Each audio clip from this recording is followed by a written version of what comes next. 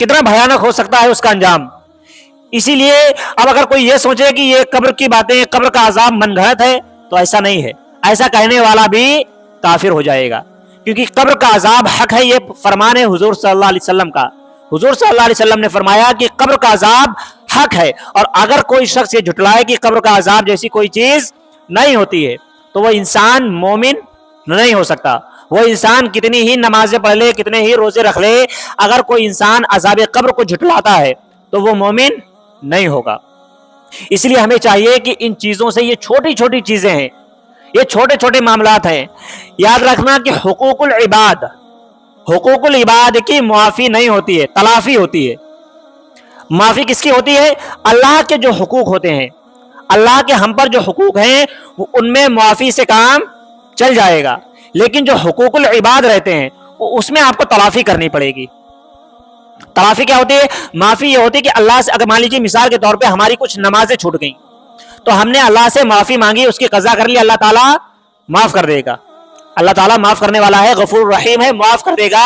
لیکن مان لیجیے آپ کا پڑوسی ہے، آپ صاحب استطاعت ہیں، اللہ نے آپ کو بہت زیادہ مال و دولت سے نوازا ہے، آپ کا پڑوسی غریب ہے، بھوکا رہتا ہے، کئی کئی دن اس کے گھر پہ فاقہ ہوتے ہیں، یا کوئی بھی پریشانی اس کے گھر پہ آ گئی، اس کے اوپر کوئی پریشانی آئی، آپ نے اس کی طرف دھیان نہیں دیا. مثال کے طور پہ آپ کو یہ بات بتا رہے ہیں کہ آپ کے پڑوسی کا آپ پر حق ہے. آپ کا پڑوسی غریب ہے، مان لیجیے اس کے یہاں کوئی بیمار ہو گیا، کوئی پریشانی آ گئی، آپ صاحب استطاعت ہوتے ہوئے اس کے خیر گیری کرنے نہیں گئے، اس کی حال خیریت پوچھنے نہیں گئے، تو پھر آپ نے اس کا حق مارا ہے. یہ آپ نے اس کا حق مارا ہے، جو حق آپ پر اللہ نے لازم کیا تھا، کہ پڑوسی کا حق ہے، اللہ نے جو آپ پر لازم کیا تھا، آپ نے وہ حق ادا نہیں کیا. اب اس کے بارے میں جب روز قیامت سامنے ہوگا تو یہ حق آپ معاف نہیں کروا سکتے، اس کا آپ کو حق ادا ہی کرنا ہے. اس کی معافی آپ کو اللہ سے بعد میں مانگنی ہے، پہلے کس سے مانگنی پڑے گی؟ پہلے بندے سے مانگنی پڑے گی. اسی طرح سے مان لیجیے آپ نے کسی کی آپ پیٹھ پیچھے اگر برائی کرتے ہیں، چاہے وہ دوست ہو، چاہے وہ بھائی ہو، یا آپ کی بہن ہو، یا آپ کی ماں ہو، یا کوئی بھی رشتہ ہو، یا کوئی انجان ہی کیوں نہ ہو، اگر آپ کسی کی پیٹھ پیچھے برائی کرتے ہیں، اور اب جب آپ کو اس غلطی کا احساس ہوتا ہے کہ میں نے غیبت کر دی ہے، بہت بڑا گناہ کر دیا ہے، اب ہم اللہ سے معافی مانگ لیں، تو آپ کی یہ غلطی ایسے معاف نہیں ہوگی کہ آپ نے اللہ سے معافی مانگی معاف ہو جائے. نہیں، یہ معاملہ ہے حقوق العباد کا. تو اس کے لیے آپ کو کرنا کیا پڑے گا؟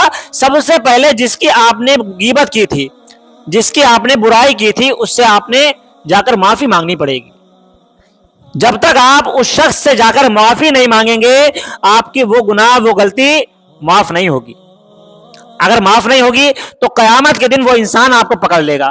یہاں اس کو پتا چلے یا نہ چلے کہ آپ نے اس کے لیے کیا غلطیاں کی، لیکن روز قیامت سارا معاملہ سامنے آ جائے گا. سب معلوم ہوگا کس نے کس کے بارے میں کیا بولا تھا، کس نے کس کی برائی کری تھی. ایک ایک بات سامنے آئے گی. اس لیے ابھی وقت ہے، مرنے سے پہلے ہمیں آخرت کی تیاری کرنی چاہیے، قبر کی تیاری کرنی چاہیے، کیونکہ ایسا نہ ہو کہ آنن فانن میں ملک الموت ہم تک آ جائیں اور ہماری تیاریاں کچھ بھی نہ ہو.